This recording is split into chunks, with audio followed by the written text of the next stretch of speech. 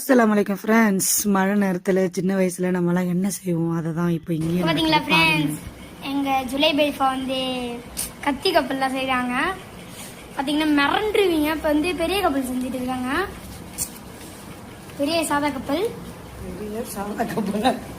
இது கத்தி கப்பல். ஏன்னா கப்பல் ஒன்று இருக்கா, எங்க விட போறீங்க? நம்ம தெருவில் வந்து ஆறு போயிட்டு இருக்கு.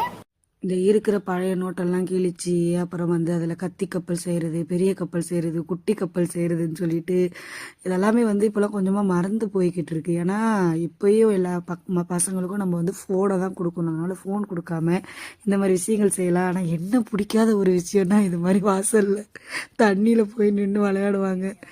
அதுதான் பெரிய ஒரு சங்கடத்தை ஏற்படுத்தும். கப்பல் மேலே கப்பல், என் கப்பல் வேகமாக போகுதா, உன் கப்பல் வேகமாக போகுதா அப்படி சொல்லிட்டு அதுக்கெல்லாம் போட்டியெல்லாம் வைப்போம்.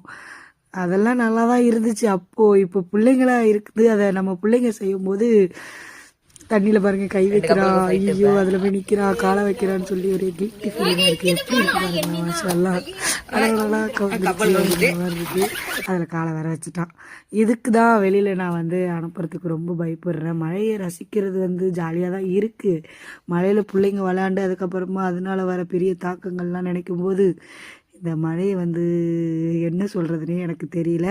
நீங்கள்லாம் சின்ன வயசில் விளையாண்டுருக்கீங்களா, இல்லை இப்போது உங்கள் பிள்ளைங்களெல்லாம் விளையாட அனுமதிக்கிறீங்களா? எது சிறந்தது?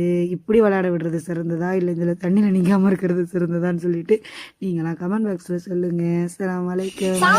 கப்பல் கப்பல்